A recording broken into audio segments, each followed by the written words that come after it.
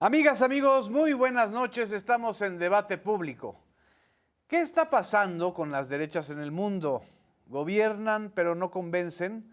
¿Responden con escatología al descontento social generado por sus políticas, su discurso, su amor por la fuerza y por la superioridad? ¿Hacia dónde pretenden llevar a los países que gobiernan y al mundo en general frente a la decadencia del modelo neoliberal que también encarnó una derecha que hoy parece en retirada? Estas preguntas las hacemos hoy en este debate público para debatir el contexto y el aterrizaje de las derechas, por lo menos en una parte del mundo. Tenemos que este fin de semana hubo alrededor de 7 millones de norteamericanos manifestándose en todo el país en contra de las políticas derechistas y autocráticas de Donald Trump en este movimiento que se conoció como No Kings, o que se conoce como No Kings, y la respuesta del propio Trump y del movimiento MAGA fue prácticamente la escatología, el insulto e ignorar que por lo menos hay 7 millones de norteamericanos dispuestos a salir a las calles para defender los derechos humanos, el estado de bienestar, la no discriminación y la no persecución contra migrantes, contra personas de la diversidad sexual, contra todos aquellos que la derecha de Estados Unidos considera enemigos. Y por otro lado también tenemos a la derecha latinoamericana que el pasado domingo triunfó en Bolivia a través del candidato del centro derecha, dicen algunos, pero que en realidad es derecha, Rodrigo Paz, poniendo fin a 20 años de gobiernos progresistas encabezados por el movimiento al socialismo, de donde estuvo Evo Morales y Luis Arce. Esto también tendrá un impacto en otros países aledaños donde la derecha está en crisis, como es en el caso de Perú, en el caso de Ecuador o en el caso de Argentina, donde Javier Milei prefiere dar conciertos a responder a las críticas y los cuestionamientos de los argentinos que se sienten defraudados por su gobierno. Y aquí en México, ¿de qué derecha está hablando el Partido Acción Nacional en su relanzamiento? ¿Está queriendo imitar a otros movimientos de ultraderecha como el de Vox en España? ¿Hay condiciones para eso? ¿Están realmente haciendo una lectura los panistas de la circunstancia mexicana tan excepcional en el contexto mundial? En fin, estas y otras preguntas son las que vamos a tratar en este debate público y agradezco mucho a Azul Alzaga que esté aquí con nosotros. Gracias. A Jesús Ramírez Cuevas. Buenas noches, ¿qué tal? Saludos. A Claudia Martínez, muchas gracias. ¿Cómo están, Claudia. compañeros? Y a Emerson Segura. Un gusto estar aquí, Genaro. ¿Quién le quiere entrar? Porque estoy haciendo la pregunta muy general, pero con unas especificidades muy claras. ¿Azul? No. Se lo cedes a Jesús. Bueno, yo creo que Demasiado son general. tiempos muy interesantes. Sí. Pienso que hay una oleada de la derecha a nivel mundial. Es decir, el cambio en el mercado mundial está trayendo consecuencias políticas en las otroras metrópolis, las que encabezaron la globalización, digamos, la colonización que inició hace 500 años y que justo, digamos, su momento cumbre es este llamado fin de la historia y el neoliberalismo. Justo quienes lideraron este propósito de entronizar la globalización como el elemento económico mundial y el nuevo régimen mundial, pues están ahora en una especie de retroceso, tanto de la línea globalista, ahora están buscando a la defensiva, la defensa de sus propias economías. La parte conservadora. Yéndose hacia y- adentro y regresando al viejo discurso Proteccionista. colonialista. Es proteccionismo hacia adentro, expansionismo hacia afuera. Exacto. Entonces, justificando ahora con menos éxito, pues recordemos que Estados Unidos, bueno, primero el Imperio Británico, en fin, todas las naciones que encabezaron un imperio o que colonizaron otros países, siempre tenían un discurso civilizador. Es decir, era Dios, era La democracia, justicia, la democracia, los el mundo derechos humanos. libre, los derechos humanos. Pero ahora vemos, y con eso cierro para darles la oportunidad a los demás, que hacia Estados Unidos estas banderas de libertad, justicia y democracia se están poniendo en entredicho. Y entonces, al contradecir, digamos, los valores culturales de la modernidad, estamos viendo la amenaza a la modernidad desde las mismas fuerzas que la impulsaron. Al mismo tiempo, el surgimiento de una nueva potencia que está cambiando las reglas del juego a nivel mundial. Entonces, en síntesis, ¿qué veo? Que lo que antes le servía de retórica para encubrir el colonialismo, ahora es el colonialismo puro y duro. Y en segundo lugar, el discurso. O sea, lo que interesan son las tierras raras, el petróleo, los recursos naturales. Que siempre han interesado. Pues sí, pero estaban ahora- encubiertos en el discurso de que la civilización occidental, de llevar a Dios a las naciones que son contrarias al credo cristiano Sí. o judaico, y llevarle la tecnología y la economía libre a todos los países del tercer mundo que le llamaban. Y entonces, y luego, bueno, pues a sacarlos del demonio del comunismo, ¿no? Así es. Ahora, el comunismo, que ya no sé dónde está, pero bueno, vuelve a resurgir como discurso, el anticomunismo surge más como un discurso más fuerte que el comunismo como corriente ideológica, Exacto. cosa paradójica, pero es porque se está recurriendo a las viejas artimañas ideológicas para justificar también las viejas artimañas coloniales. Entonces, estamos en un mundo interesante el que se volteó al revés. Esa nación que emblematizaba la democracia, la libertad y la justicia, hoy su población está padeciendo por esos tres temas un gobierno que está atacando sus libertades, sus Así derechos. es. Claudia, tú cubriste el pasado domingo lo que fue el balance de estas manifestaciones en Estados Unidos y en otras partes del mundo. Hay que recordar que no solo fue en territorio norteamericano esta serie de manifestaciones contra Donald Trump. ¿Cuál fue, desde tu punto de vista, la capacidad de respuesta de Trump? ¿Hay capacidad de respuesta o está minimizando o, pues, más bien insultando a sus propios críticos, ¿no? Bueno, a mí me parece que fue una respuesta bastante sagaz la que hizo en este tema de las redes sociales. Por un lado, en el discurso de manera oficial, en una entrevista, se deslinda del tema de decir, no, yo no soy ningún rey, etcétera, nosotros estamos escuchando a la ciudadanía. Pero por otro lado, manda el discurso en las redes sociales en donde, de cierta manera, ridiculiza esta cuestión de no kings, etcétera. Y también, de cierta manera, como que le da un viso a decir, sí soy un rey, él sale con imágenes, con la corona, etcétera. Es decir, como que bien mal, sí, finalmente se monta en este tono de decir, sí lo soy, y por supuesto que todas las órdenes ejecutivas, el tema del abuso de poder, etcétera, por supuesto que le encanta, ¿no? Claro. Le encanta el foco de atención, aunque oficialmente diga que no. Y por otro lado también, pues además de ser un gran insulto que ya deja de lado el tema del discurso, la negociación y el tema de poder dialogar con la otredad y con estas cuestiones de los discursos que trae toda la comunidad, tanto migrante como los propios ciudadanos de Estados Unidos, de la indignación que tienen por muchísimas determinaciones que ha tenido dentro de su administración. Pues termina él con el diálogo y hace estas pues ridiculizaciones escatológicas de lo que se está dando como respuesta en las redes sociales, y lo que se está dando pues es un fenómeno también en donde prácticamente acaba con esta narrativa de no kings y lo hace como si fuera una cuestión burda, de la que cualquiera podría pues mofarse de las grandes consignas que tenían los ciudadanos en esta marcha en donde se reunieron 7 millones. Es decir, ridiculiza este tema de no reyes, no coronas, no cetros, lo lleva a un punto como de una mofa política.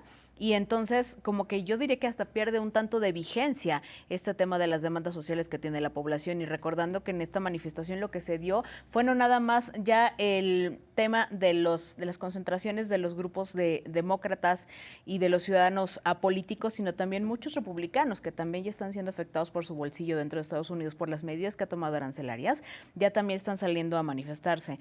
Muchos grupos también se están... ¿Dentro del Partido Republicano? Dentro del Partido Republicano, muchos republicanos, también muchos sectores que tradicionalmente pues eran como muy afines a las políticas de Donald Trump, que eran grupos blancos, ¿no? raza aria, pues muchos de ellos también ya están desmarcándose de esto, porque finalmente uno de los puntos más importantes que se tomaron fueron las cuestiones migratorias, que están en contra los ciudadanos de eso, porque más allá de que quieran a los migrantes o no, finalmente es mano de trabajo que les está afectando a sus negocios, que les está afectando a la cuestión productiva del país, y eso también se está viendo mermado en la economía de Estados Unidos. Y es un fenómeno que se ha venido incrementando, porque en las primeras marchas de No Kings fueron 3.5 millones, 5 millones y ahora fueron 7 millones. Y si miramos esta cuestión, pues en retroceso está pasando como a nivel dentro de Estados Unidos, esta cuestión que se están levantando en contra de las políticas de Donald Trump cuando cumple ya 9 meses, básicamente en la presidencia, que han sido casi 9 años a nivel informativo.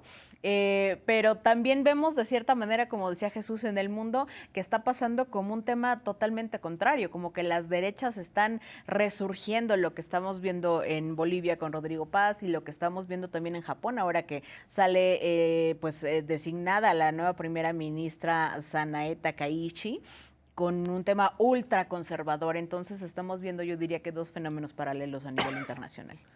¿Abandonó la derecha su hipocresía legendaria, Emerson, en esta coyuntura? Acordémonos que López Obrador muchísimas veces, casi como axioma, mencionó en las conferencias matutinas que la única ideología de la derecha es la hipocresía. Pero ahora parece que estamos viendo otra cara, ¿no? Sí, tengo la impresión que lo que estamos viendo es una especie de en búsqueda de la derecha perdida, ¿no? Ajá. O sea, hay una vuelta, ¿no? O sea, una especie de regresión en diferentes latitudes, ¿no? Creo que si bien podemos, hacer esto el paralelismo, digamos que en términos generales, Milei, Bolsonaro, Giorgia Meloni en Italia, Orbán en Hungría, Vox en España, o sea, vemos ciertos reflejos de una derecha que sobre todo de la segunda mitad del siglo XX hacia adelante, logró avanzar en términos, como lo mencionaba Jesús, con este discurso de llevar la democracia, de llevar la libertad, ¿no? Una derecha y un fascismo que transitó a ser democracia cristiana o social cristiano, o sea, un centro derecha, de que no somos derecha, sino un centro derecha, una agenda más amplia, o en mismo Alemania, lo hemos visto ahorita con el presidente, el canciller, digamos, que supuestamente es Socialdemócrata, ajá, ¿no? gobierna Pero como tiene fuera una conservador. visión, o sea, digamos que el viraje hacia la derecha ha pasado también por personajes y partidos políticos de izquierda. Starmer en Reino Unido también, si bien es laborista, tuvo una deriva hacia la derecha.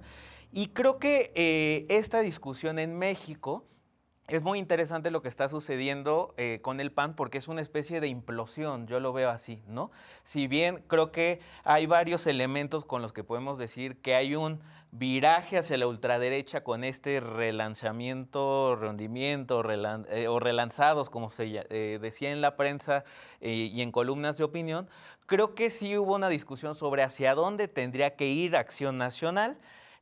Por ejemplo, esto en España, ¿no? Pensando que al Partido Popular se le acusaba que era una derecha ya muy cobarde, ¿no? Una derecha que se fue al centro político y de esa manera empezó a perder elecciones y le salió un hijo, ¿no? Le salió una costilla que es Vox, ¿no? En ese sentido, frente a ese miedo, creo que el Partido de Acción Nacional plantea un término de rearticulación de identidad, o sea, vincula la identidad con ser abiertamente ¿Tú crees que el ultraderechista, PAN entonces ¿no? se sintió en riesgo de perder su capital político frente a cuál ultraderecha en México? Y es que es el tema. Yo creo que transitar hacia esa ultraderecha los va a marginar a un electorado muy acotado, Claro. con un techo muy específico. Y por el contrario hay otra, yo creo que vertiente en el PAN, que dice, no, tenemos que ser un partido moderno, significa lo que significa eso en términos panistas, ¿no? Pero que en México creo que pues no hay un caldo de cultivo para una fuerza política con esas características, tomando como ejemplo Así lo que es. sucedió en Argentina, lo que está sucediendo en España o en mismo Estados Unidos, ¿no? Las condiciones culturales de México son muy distintas a partir del 2018 para acá, en términos de cambio de modelo político, y también tengo la impresión que este viraje hacia la ultraderecha que estamos viendo del PAN también es una simulación. Es decir, tampoco es un viraje como el que sucedió en España entre Alianza Popular y el Partido Popular encabezado por Fraga y la transición Aznar, donde dejaron muy claras programáticamente qué iba a representar la derecha española con el pasado franquista y falangista, ¿no? O sea, sino que más bien es un cerrémosle el ojo, digamos que al yunque, a ese sector que presiona, cuando realmente quien tiene el control del partido político, pues es el cártel inmobiliario, ¿no? O sea, creo que hay una mezcla entre llenarle el ojo a esa ultraderecha que siempre había estado del PAN, una derecha del yunque, con el negocio inmobiliario, o sea, del cártel inmobiliario de quienes hoy ostentan el partido, ¿no? O sea, creo que eso es lo que estamos viendo. También simulemos que vamos a ir a la identidad con el patria, familia y libertad, para llegar a ciertos sectores y no nos rebasen por la derecha. Es una lectura incorrecta, creo, pero bueno, eso es, creo que es la estrategia, ¿no? Entonces me estás respondiendo a la pregunta original, que sí consideras que la hipocresía sigue siendo, en Sí, el caso sin del duda. PAN, un elemento esencial, ¿no? Y que fue compartido durante muchos tiempos con el PRI. Es Claro. decir, la gran interrogante frente a este supuesto relanzamiento es ¿de dónde viene la crisis del PAN? ¿No? Sí. Viene a partir de la nueva dirigencia de Jorge Romero, viene del Pacto por México en 2012 cuando se sienta en la mesa con el PRI de Enrique Peña Nieto, viene del 2006 por el fraude de Felipe Calderón o viene frente a la gran decepción que representó Vicente Fox con el modelo de la alternancia política o incluso antes a partir de las pláticas entre Ceballos y Salinas de Gortari en las concertaciones. Es decir, ¿de dónde viene esta pérdida de identidad y de valores programática de Acción Nacional? Pues creo que tiene varias respuestas, ¿no? Sí. ¿Estás de acuerdo, Azul? Sí, absolutamente. Creo que intentan hacerlo a través de justamente un eslogan, ¿no? Ajá. Patria, familia y libertad. Pero creo que el momento en el que se planta ahora el PAN tendría que haber visto hacia afuera, no nada más hacia adentro, sino también qué está pasando justamente con las derechas en el mundo, qué Sí. está pasando con los movimientos progresistas en el mundo y el hecho de que en muchos lugares lo que estamos viendo ahorita es una reacción que va de regreso, digamos, en Estados Unidos tienes una gran reacción social justamente a una serie de políticas y de planteamientos de una ultraderecha oligárquica a la que la población, además una población de muy diversas caras, está diciendo no, ¿no? En Argentina está pasando lo mismo. Tendría que ver el PAN el hecho de que este tipo de propuestas, digamos, políticas, económicas, pues tienen un asidero ahí en donde hay un vacío, en donde hay una crisis económica, en donde no hay posibilidad de solucionar una bola de necesidades de una población. Eso no ocurre en México. En la medida en que no Así es. ocurre en México, y más bien lo contrario, digamos, ha venido avanzando una confianza hacia un proyecto político cuando había mucha desconfianza en general, en cualquier propuesta política, pero que ya ha hecho gobierno, estamos viendo una bola de solución de problemas sociales, económicos, incluso culturales, que a la gente le hacen sentido, ¿no? A la gente le hacen sentido en términos de libertad, pero una libertad asociada con derechos, con responsabilidades, con una relación diferente con el gobierno, etcétera. Entonces no hay un vacío. No hay este vacío que se llenó con Milei en Argentina, tampoco hay este vacío que se produjo en el bipartidismo de Estados Unidos y que llenó MAGA y que llenó Donald Trump. Y incluso frente a ese vacío que hubo y que se llenó de esa manera, ahorita hay un retorno. Es decir, hay una reacción social que dice, no, este no puede ser el camino. Entonces, si en ese momento el PAN se planteaba qué vamos a hacer, pues lo más lógico es que hubiera tomado nota de lo que estaba pasando allá afuera.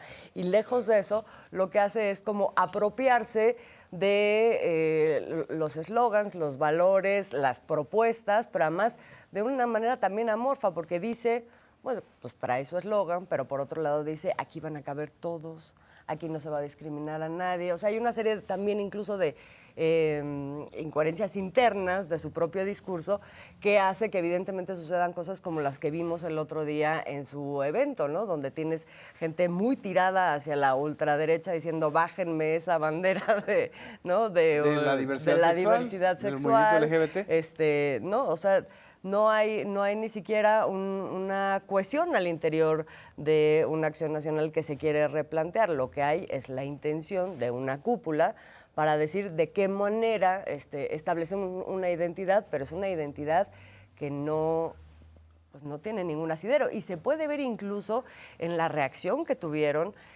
pues las plumas que siempre están a favor del PAN, ¿no? Por más que se le quiso dar proyección a través de distintos espacios, sí vimos todo lo que pasó con Azucena y no sé qué, pero a nivel de las plumas, en realidad no hay una que haya dicho, oigan, qué buen relanzamiento hicieron, la verdad, ¿no? Nada más para interrumpirte, Azul, o un poco especulando, no se piensa mal y acertarás, ¿cuál es, o sea, el mensaje que se logró un poco socializar, creo que a partir del evento del domingo, es que ya no va en alianza con el PRI, ¿no? Bueno, entonces más bien lo que habría que preguntarnos es por qué cuando ya se despega oficialmente del PRI, que no era en alianza, estas plumas ya atacan al PAN, es decir, pues tal vez, probablemente el que pagaba la prensa se llama Alejandro Moreno, ¿no? Probablemente. Es una lectura. Lo que sí creo, quiero nada más aquí acotar una posición. El PAN siempre fue muy astuto. O sea, es un partido muy antiguo. Tiene más de 80 años. Y creció siempre con un discurso casi misionero, incluso muy vinculado a esta especie de carisma católico que tiene que ver con llevar la verdad y ser puros. Es decir, era un movimiento testimonial dentro de los años de la consolidación del Estado revolucionario, nacionalista revolucionario en México, y tenía un nicho muy importante, ¿no? Incluso un nicho que venía del vasconcelismo, que fue digamos, el origen histórico de esta derecha culta, digamos, o académica, que fue el PAN, pero siempre tuvo problemas internos, dos crisis muy fuertes, y llevaron antes al PAN a no tener candidato presidencial en los años 70, por ejemplo, ¿no? O en la elección del 76. Luego hubo otra crisis muy fuerte con el salinismo. Exacto. Que es una de las crisis de definición de la identidad panista más fuertes que ha tenido Acción Nacional, porque ellos optaron por dejar la brega de eternidad, como decía Gómez Morín, y entonces entrarle ahora sí a gobernar, ¿no? Y a cogobernar. Y para eso estuvieron Carlos Castillo Peraza, exacto, quizá el último ideólogo panista serio, y Diego Fernández Ceballo, quizá el único operador serio, cleptocráticamente muy documentado, que fue pues, funcional al modelo del PRIAN. Y lograron lo que querían. Ganaron la presidencia de la República, ganaron 2 veces la presidencia de la República, una legítimamente, una de manera ilegítima, y perdieron el partido. Es decir, el PAN se diluyó. Y ahora, lo que yo observo no es una crisis de identidad. Creo que lo que está ocurriendo con este grupo que está al frente del PAN es una especie de implosión, como dijiste, Emerson, pero también una absoluta carencia de estrategia política elemental en un país en donde la derecha está buscando un espacio. Hay una derecha mediática, lo oímos todos los días, pero no tiene una expresión partidista. Hay una derecha empresarial que también está queriendo volverse derecha partidista, como en el caso de Ricardo Salinas Pliego. Hay una derecha clerical también que está en disputa al interior de la Iglesia Católica. Y de repente, pues Jorge Romero sale con, ahora sí que como decía Gómez Morín, siendo un meón de sacristía. Es decir, un monaguillo en tiempos trompianos, entonces parecería como una contradicción, no sé cómo la veas. Bueno, yo creo que el problema de la derecha es que teniendo un proyecto propio, que era enfrentar el cardenismo, sí, el nacionalismo, claro, la reivindicación, digamos, frente a los Estados Unidos, de generar un desarrollo propio, pues los panistas buscaron, digamos, que frente al régimen autoritario, apelaron a la democracia. Y luego, pues, se volvieron proestadounidenses. Y luego llegaron los bárbaros del norte. Así y es. el gran capital nacional se apropió del PAN para acceder al poder. Así es. Entonces, el prianismo, el neoliberalismo, es esa entronización del capital nacional en el poder, a través del PRIAN, primero del PAN y luego del PRI. Y eso es lo que se rompió en 2018, que ya eran dueños Sí. del dinero, ya eran dueños del presupuesto y del gobierno, de las decisiones del gobierno. Entonces, esa separación del poder político y el poder económico ahí se refleja. Entonces, el PAN perdió brújula de cuál es su identidad. Claro. Entonces, recuperó la vieja identidad fascista. Recordemos que había ecos del falangismo español en el origen del PAN. Así es. Y también neofascistas. El Fisgón tiene un libro muy bueno sobre eso, sobre el origen, sobre digamos, de la reacción la panista. parte nazista, ¿no? Claro. Pero también estaba la otra parte, la liberal. No, la liberal cristiana. democrática, Sinarquista, democrática cristiana. Y Y luego, el sinarquismo era la parte más radical. Más radical. no, y, No, lo- pero y como luego sector, la ¿no? versión, digamos, en los 80 del civilismo, ¿no? De la lucha con la resistencia civil pacífica. Al estilo por Filipinas. por la democracia. Así es. Ese era el PAN, pero ese PAN ya no existe. Y lo que vemos ahora es un remedio de Vox o de Milei, o no sé, no sabemos si el ideólogo del PAN es Ricardo Salinas Pliego. ¿No será un remedio Porque de TV están Azteca? asumiendo su ideología y están asumiendo su propio eslogan. Así es. O sea, el personaje que apoya es el patria, familia y libertad. Así es. Entonces, ¿qué es la de Milei? ¿Qué es la de Bolsonaro? ¿Qué es la de Steve Bannon en Estados Unidos? Y, en fin, es un movimiento internacional de la derecha. Y entonces, por primera vez estamos viendo que se acaba la hipocresía del PAN. Ahora se está revelando como una fuerza reaccionaria de derecha. Nada más que, parafraseando a Juárez, el triunfo de la derecha en México es socialmente imposible en estos momentos. Así es. Vamos a un corte, no nos dejen, regresamos.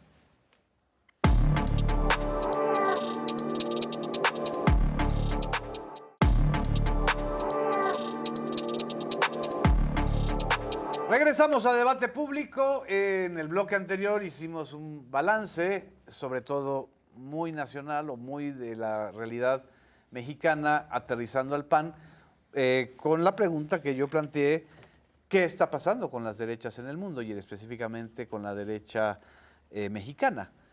Yo les planteo ahorita otra pregunta. ¿Tiene espacio electoral la derecha mexicana suficiente para emprender, digamos, pues salir del marasmo electoral en el que está y volver a resurgir? ¿Quién quiere contestar? Bueno, creo que eso está asociado a las causas, ¿no? O sea, un poco Sí. tú mencionabas, uno puede compartir, cada quien tiene sus causas, ¿no? Pero me refiero que Acción Nacional tampoco ha sido claro en función de qué defiende y qué no, ¿no? Y en esos términos tú mencionabas la crisis, por ejemplo, de los 90s, de inicio de los 90s de Acción Nacional, Sí. ¿no? En aquel momento, cuando Castillo Peraza aspiraba justamente en el 93 a ser presidente del partido, ¿no? En pleno salinismo, decía, no podemos descuidar el alma del partido por la maquinaria, ¿no? Porque si no, no será el triunfo de los votantes, sino de los maquinistas. O sea, él estaba viendo un proceso de deterioro y de degradación en términos de que el PAN le interesaba ganar elecciones, ¿no? Claro. O sea, y eso estaba pactado con Salinas de Gortari para que la alternancia fuera funcionara con Acción Nacional y fueran, digamos que lo mencionaba Jesús, o sea, los bárbaros del norte previamente en el norte del país, ¿no? Pero incluso previamente creo que el PAN tuvo cierto prestigio porque una de sus causas, si bien era empresarial, clerical, una fuerza política conservadora, tenía cierto prestigio en términos que tenía la causa de la democracia, ¿no? Así es. O sea, la resistencia pacífica civil de Maquillo, el fraude del 86 en Chihuahua, ¿no? Con Barrios, incluso Javier Corral, muy joven, estuvo en ese momento, ¿no? O sea, tenía ciertos reflejos. Recordemos, en paréntesis, perdón, muchos de los que hoy están cuestionando este asunto de la falta de derecha apoyaron el fraude patriótico. El fraude patriótico. En el Pancho Barrios. Sí, exacto. ¿86? Sí, exacto. Y creo que en esos términos había ciertos reflejos sobre que había que caminar hacia un régimen democrático en función de que el régimen priista estaba en declive, que después nace el Frente Democrático Cardenista, en fin. O sea, creo que había ciertos reflejos que daban que el PAN tenía alguna causa, ¿no? Y que era la democracia. Y eso al final derivó en la alternancia con Fox, ¿no? En términos de opción o alternancia política, ¿no?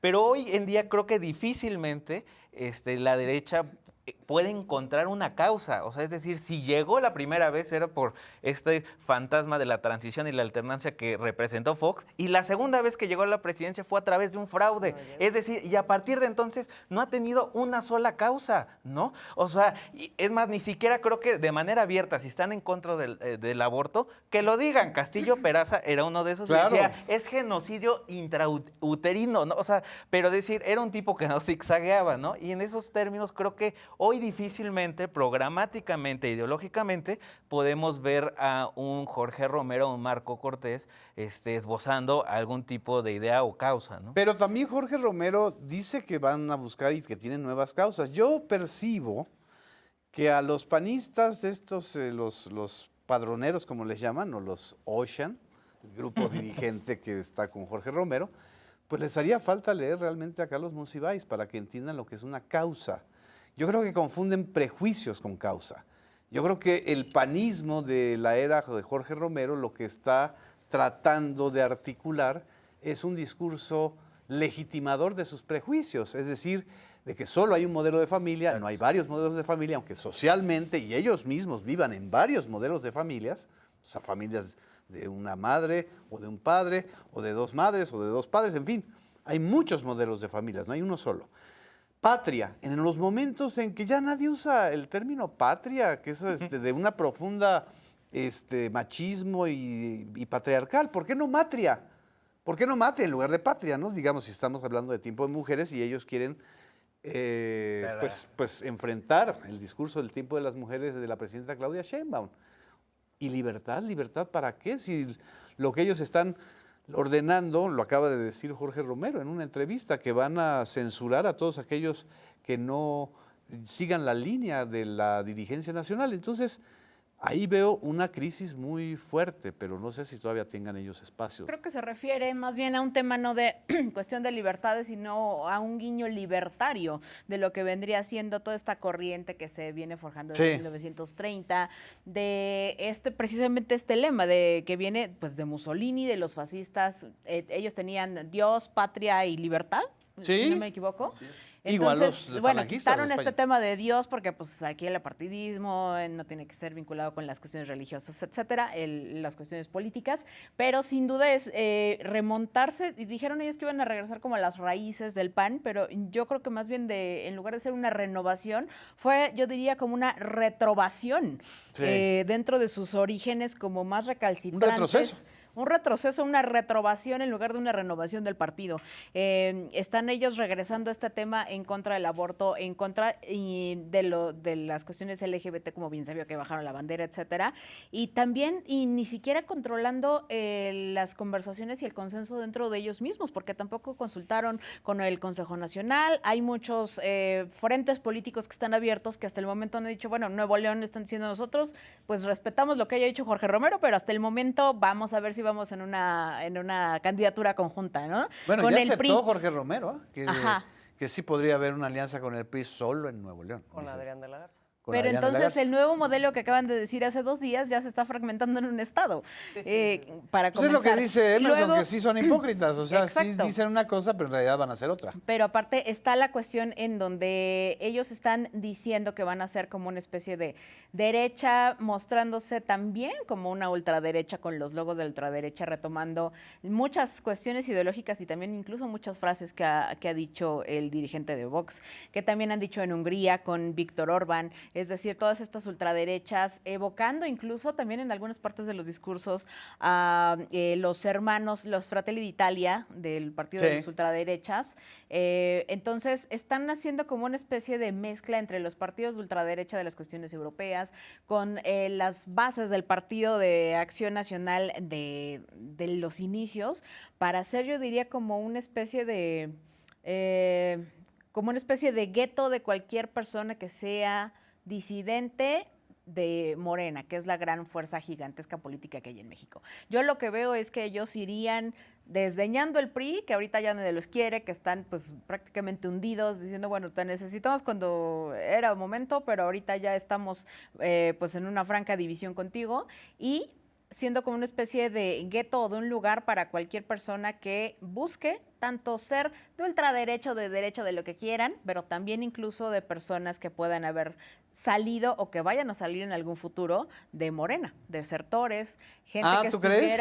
gente que estuviera pues en algún momento no buscando o que no tuviera el apoyo que quisiera dentro de algunos estados. Pero, por ejemplo, para poner que un ejemplo, pudieran claro. quedar ahí, ¿no? Si desertara, Una no sé, cuestión bipartidista. Gerardo Fernández Noroña, de la 4T, porque tampoco No, se va a ir a pertenece a Morena, Palestina. ¿se va a ir 4 días. con Jorge Romero? O si desertara, no sé, Eric Flores, o se saliera, que Eric Flores es, digamos, un movimiento evangélico, ¿no? Pero están luchando por ser partido político. Y que otra vez. están buscando un registro político, ¿se iría a este PAN? Que también se vuelve muy intolerante con los movimientos religiosos protestantes o evangélicos, es decir... La verdad es que para mí sí fue una enorme sorpresa. Es decir, lo único que puedo ¿Buena o pensar, mala? no, mala, o sea, en términos de los intereses del PAN y de la derecha partidista Política en no hay nuestro sorpresa, país, sino sorprendido. fue una sorpresa porque parece un mal cálculo absoluto. Lo único que puedo pensar es una apuesta en una inyección de dinero muy grande, y ahí es donde entran figuras probablemente como Ricardo Salinas Pliego, o unas alianzas con sectores de ultraderecha de otros países como lo es Vox en España y etcétera, y apostarle a que desde ahí va a ser el crecimiento, porque electoralmente, socialmente, a mí sí me pasmó, digamos, las semanas anteriores se había estado planteando esta posibilidad de que más bien se aliara con Movimiento Ciudadano, un partido que ha crecido, que ha sabido venderse como una especie de progresía, ¿no? Un parque temático. Un parque temático, pero donde, digamos que, ahí sí, para que veas, ahí sí está la hipocresía de la derecha, ¿no? Con esta cosa de abrazar una serie de causas dirigidas a un público joven, causas que han sido atomizadas, ¿no? Y entonces Exacto. tienes el ambientalismo y tienes el feminismo y la diversidad sexual y todo como por encima. Realmente no se involucran con nada, animalismo pero también. cada vez que es potencialmente usable, entonces se montan en una causa. En fin, lo han sabido vender Movimiento Ciudadano, sobre todo con una población joven. Pensé que a eso le iba a tirar el PAN, como que acercarse un poco más a eso.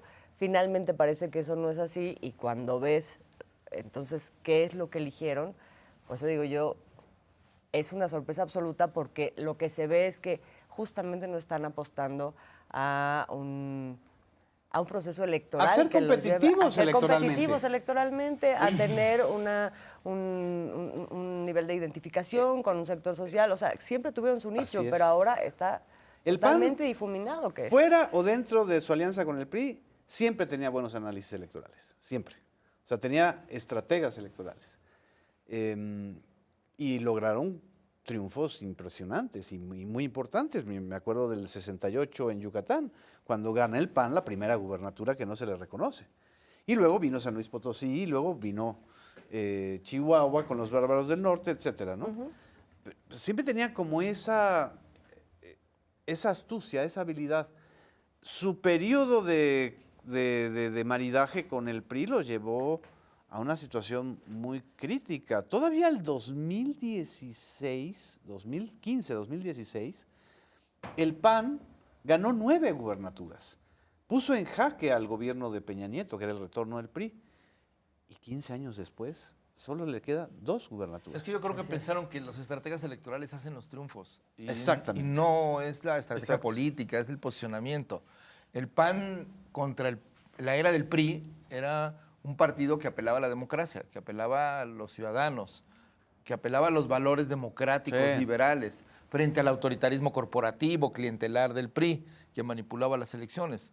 Pero esta nueva... Que fueron banderas que le arrebató. A la izquierda. No, la izquierda se las arrebató al PAN. Bueno, es decir, sí, desde en un desde sentido, Cuauhtémoc Cárdenas, en un sentido sí. la izquierda, que no era una izquierda que optara por la competencia electoral, le quitó las banderas del sufragio efectivo al PAN y luego le quitó la bandera de la no corrupción. Sobre todo Bueno, la porque de se volvieron ¿no? prianistas, se volvieron parte del régimen. Exactamente. Entonces, a partir del 88 ellos se fusionan con el PRI, con Salinas. Entonces, el mismo modelo económico, y ya no importaba quién gobernara, en esa lógica, si era bajo la misma idea de ese modelo económico, a favor de los grandes capitales. Entonces, ¿qué es lo que yo veo ahora?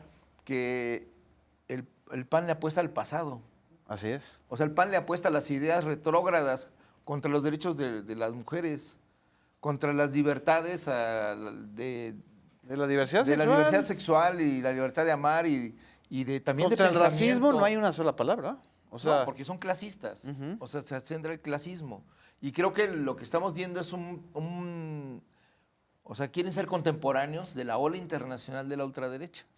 Nada más se equivocaron de país. exactamente. Una vez más, la derecha no sabe qué es México, ni entiende al pueblo mexicano y menosprecia al pueblo mexicano. Por eso, todos estos críticos que los apoyan, pues ven una especie de zombificación de los ciudadanos, que porque votan por la izquierda o por Morena, entonces eso ya los anula como seres humanos y como ciudadanos conscientes. Solo alguien que esté obnubilado y esté abducido de su conciencia puede votar por la izquierda, porque lo mejor es votar por el 1% que tiene más dinero. Lo mejor es votar por los que te roban vendiéndote cosas Así baratas y te salen más caras. Así es. Te los venden a En plazos abonitos. chiquitos. Ujú. O los bancos te cobran unas comisiones que nadie conoce, pero que te acaban quitando tus ahorros. En fin, un modelo donde en el centro es el interés particular, personal, de los que ya tienen mucho y quieren tener más. Sí. Es como la imagen del gobierno de Trump con todas las plataformas detrás. O sea, los verdaderos jefes del mundo. Es el tecnocorporativismo. Son estos nuevos caciques de la tecnología y que aquí, pues, lo que representan... Pero te van a regalar un iPhone, Jesús. O sea, es que eso también me Pero pareció ya, así ya parece como- estrategia de Shem, o sea, de Temu, o sea, confunden el partido con la mercadotecnia. Así Ahí es. es donde no. Sí, de hecho el dijeron partido también marca, es- ¿no? La Y yo marca creo que del también partido. hay dos factores que creo que no hay que pasar por alto, que yo creo que es el tema de los gobernadores. Sí. O sea, es decir, durante mucho tiempo, digamos que también la solidez de un partido político o de un gobierno estaba determinado también por cuántos gobernadores tiene, sobre todo en el periodo neoliberal y de la alternancia, ¿no? Y creo que el PRI lo hizo a su manera con Enrique Peña Nieto como un esquema de financiamiento y demás, pero el PAN también lo hizo. Claro. Y creo que su fuerza en los gobernadores, o sea, también como en un inicio como partido regional, es decir, el Bajío, Querétaro, Guanajuato, Baja California, Chihuahua, ¿no? O sea, creo que es esa noción, y también creo que Nuevo León digamos que tiene presencia importante. Nuevo León, Sonora y Yucatán. O sea, creo que esa noción de partido regional le daba cierta afianzamiento como partido nacional y como partido en el gobierno o partido opositor. Y yo creo que la situación hoy en día en la que, y ese era uno de los pilares desde mi punto de vista en los que podía descansar un partido, ¿no? Hoy los incentivos de los gobernadores panistas pues son muy bajos para confrontarse con el gobierno de la presidenta Claro, Claudia Sheinbaum. No hay que olvidar este intento del bloque opositor que fue Cabeza en de vaca. Jalisco, Cabeza de Vaca, Alfaro, El el Frente, mismo ¿no? Corral le entró un tiempo en Chihuahua, ¿no? O sea, es decir, vamos a hacer un frente a López Obrador, los gobernadores, ¿no? Con el tema de los impuestos, con el tema del agua, ¿no? O sea, es decir, y bueno, ya vimos en qué terminó, ¿no? O sea, creo que fracasaron. Y ahorita, ¿cuáles son los incentivos, aún sea Maru Campos en Chihuahua o un Curic en medio de una contingencia nacional, donde hay una emergencia nacional como gobernador panista? ¿Cuál es tu incentivo para pelearte con Claudia Claro. Sheinbaum? Pues son muy bajos, ¿no? Entonces, esas variables que eran una especie de feudos o virreyes, los gobernadores, pues también ya no tienen esa capacidad de actuar y de digamos, y de incidir a nivel partidista. También los gobernadores se medían por cuántos votos ellos podían proveer mediante diversos modelos de financiamiento en las campañas electorales. Eso por un lado. Y por el otro, creo que ¿qué es lo que se está quedando Jorge Romero y este grupo que decimos del cártel inmobiliario? Pues es un cascarón que es una fuente de financiamiento, o sea, hay que decirlo también como es, o sea, es una fuente de recursos que por algo sigue ahí Alito Moreno, por eso Movimiento Ciudadano sigue ahí Dante Delgado y por eso está Jorge Romero y Luis Mendoza en este grupo, en el PAN, ¿no? O sea, creo que esa variable también no hay que pasarla por alto. Por eso ponen a la reforma electoral, porque Exacto. Claro. quieren mantener ese dinero, ¿no? ¿Su Perdón. coyuntura crees que sea la reforma electoral? No, porque no hay lugar para la reforma electoral desde su perspectiva. No tienen fuerza, no tienen apoyo social, no tienen claridad de sus demandas y tampoco tienen la manera de ponerla. Entonces, no es, yo creo que es la necesidad de tener que posicionarse de cara a las próximas elecciones y creo que también la presión internacional de que haya una oposición. O sea, el prestigio de México Sí. en el mundo es muy grande y va Morena pues gobernando prácticamente sin oposición. Entonces, también, digamos, dando un mal ejemplo a otros pueblos del mundo. Entonces, creo que también esta idea de esta internacional de la derecha, esta Atlas Network, estas redes que Sí, ya sí, están, sí. son financiadas por los mismos empresarios de varios países, están necesitados de que aquí haya una oposición que le ponga un alto al mal ejemplo que está poniendo México de un gobierno al servicio de la gente, haciendo programas Exacto. sociales, reduciendo la pobreza. Es un Si lo poco que hay que también lo hacer que es explotar las tierras raras, hay que sacar Así el es. Es un petróleo poco lo que de está todos pasando lados y en Brasil. quedárselo Exacto. Que además Brasil también sí tiene una oposición de derecha fuerte, Claro. pero una oposición de derecha también ya muy criminalizada, es decir, ya se ve que Jair Bolsonaro y que todo este movimiento pues era un movimiento criminal, más que un movimiento Y político. que no hay un gobierno de derecha ahorita en el mundo que funcione o que haya terminado bien. O sea, ahí está Bolsonaro que está, digamos que enjuiciado. Trump en la situación que está. O sea, en Latinoamérica todos los gobiernos de derecha han fracasado, salvo podría decirse Uruguay, ¿no? Que es una cosa ahí muy rara, pero me refiero que no hay un ejemplo, y en Europa, de un gobierno de derecha exitoso. O sea, el asunto es, ¿en qué país creen que están los panistas, ¿no? No, y sobre todo la cuestión precisamente de que, como decía Jesús, si buscan como igualarse con este movimiento de las derechas en el mundo, pues también hay que ver, o sea, las derechas en muchos países tienen décadas formándose, entonces si ellos quieren enarbolar la bandera del ultraderechismo en México para consolidarse como una formación política, etcétera, pues habría que ver, o sea, el movimiento Claro. de Fratelli d'Italia tiene muchísimos años. Bueno, pero el PAN movimiento tiene de Víctor 86 Orbán, años. pero, o sea, tal cual como regresando, centrándose, yendo, viniendo y ahorita reformulándose a 5 años de las elecciones, creo que les falta muchísimo para tener una fuerte formación política, aunque sea de oposición, para que sea digna para enfrentarse a Morena para los próximos comicios, que ya son dentro de 5 años. O sea, es decir, no creo que les alcance el capital político para poderse enfrentar al gigante que ha sido Morena gracias al voto popular de la gente. Es decir, los partidos de ultraderecha en muchos lugares del mundo tienen muchísimo tiempo formándose. En España, Vox, con toda la cuestión ultra radical y en contra de los derechos humanos, de los programas sociales, de los derechos de la gente, finalmente ha ido ganando votos poco a poco, ¿no? En España también, en Italia, en Hungría con Víctor Orbán, lo que se ha visto en América Latina con Javier Milei y los libertarios, pues ha sido un fenómeno más bien no que buscaran estar en la ultraderecha, sino que más bien estaban hartos de la cuestión económica que se había gestado con los gobiernos anteriores. Exacto. Lo que estamos viendo ahora en Bolivia es prácticamente lo mismo.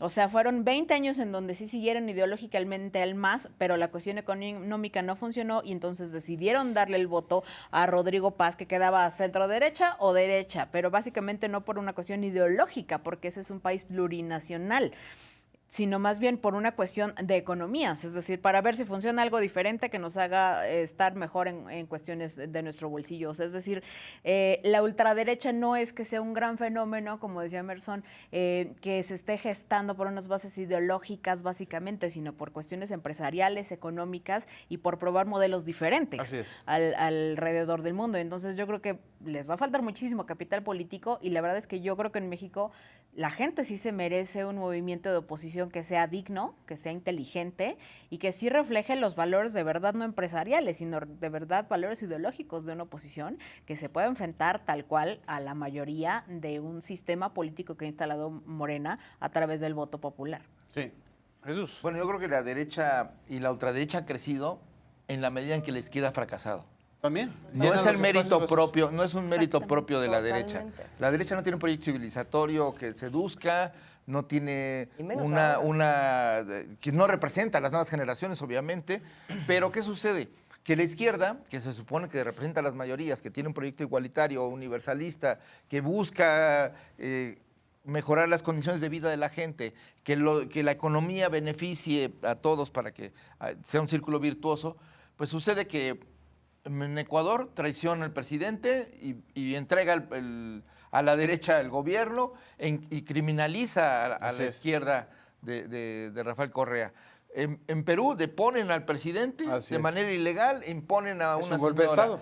En Bolivia intentaron el golpe de Estado, fracasa el golpe de Estado, pero la izquierda se divide y además de una mala gestión económica, la división de la izquierda es la que provoca el triunfo de la derecha, porque aún Evo como fuerza extralegal logra el 20% de los votos en el abstencionismo, con lo que le hubiera dado a la izquierda, si hubiera ido unida, de pasar a la segunda vuelta Exactamente. y competir a la derecha. Entonces no es tanto, o sea, es más el fracaso. Bueno, ¿y Argentina? La Bueno, fragmentación entre Cristina y Alberto Fernández. La división ahí del movimiento histórico justicialista y de la izquierda y de los movimientos, pues se llevó a que entrara Milei, ¿no? Con el voto joven, algo muy Sí. interesante en este Que fue caso. una Y la derecha de Arrepentísimos. siempre, ¿no? Y El Salvador.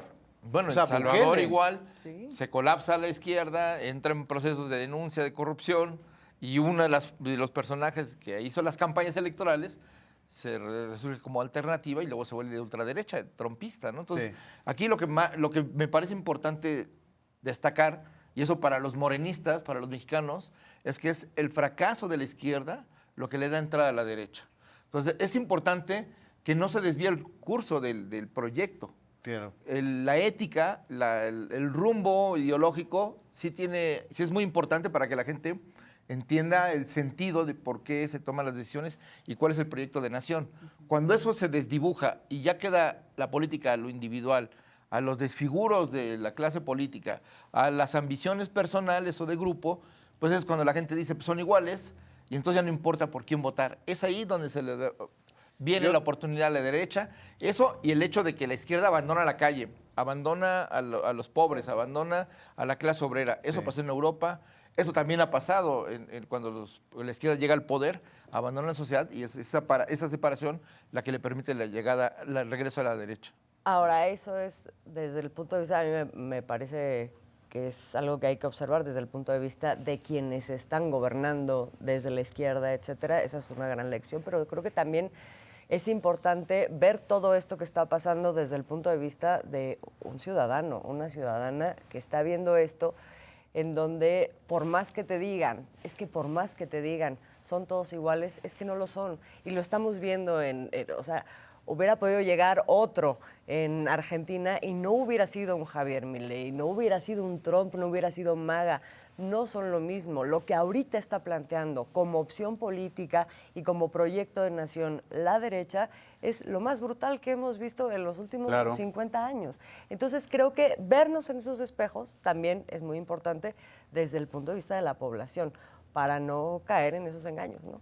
Eso creo que es un buen cierre, porque creo que estamos viendo una derecha aparentemente exitosa en términos mercadológicos a nivel internacional, Sí. pero profundamente errática y derrotada para darle a las sociedades que gobiernan las respuestas contemporáneas necesarias: empleo, salud, educación, derechos civiles, etcétera. Y esta hipermediatización de las derechas es lo que ha creado este síndrome de Jorge Romero, de sentirse él una especie de anclaje aquí de una derecha que no tiene razón de ser. Yo rescataría esto que comentó Jesús, porque creo que es la respuesta a la pregunta que hice a la mesa. ¿Tiene un futuro la derecha en México? Sí, sí lo tiene, en la medida en que la izquierda se equivoque. Así es. Es decir, en la medida en que la coalición de izquierda que gobierna México se equivoque, y eso también es un mensaje mucho más fuerte para Morena, para el PT, para el Partido Verde, para la coalición Y gobernante. en términos identitarios e históricos, ¿qué es lo que nos la ofrece la derecha de la historia de México? No tiene. No, No tiene. Entonces, esa también es una cosa importante respecto al imaginario popular que existe todavía en México. Claro. Porque eso es lo que quería arrasar el neoliberalismo, la memoria de la historia. Porque pues la raigambre popular del proyecto nacional es desde el inicio. Entonces aquí pueblo y proyecto de nación están juntos. Entonces un proyecto de las élites es muy difícil que se pueda legitimar. Bueno, hay dos héroes de la derecha que quieren colocar. Héctor Aguilar también quiere colocar ahorita a Iturbide, imagínate, Por esas eso, alturas. al que quiso ser un imperio. Y Ricardo Salinas Pliego a Porfirio Díaz. Bueno, Pero ya nadie reivindica a la los verdaderos dictadura. gobernantes de la derecha mexicana contemporánea, que son Carlos Salinas, Vicente Fox y Felipe Calderón. todo el mundo sabemos que Porfirio Díaz empezó en una tienda de conveniencia vendiéndoles fiado a sus vecinos. Así es. Como ciertas personas. Muy bien, muchas gracias. Gracias por acompañarnos en este debate público. Nos vemos en la próxima emisión.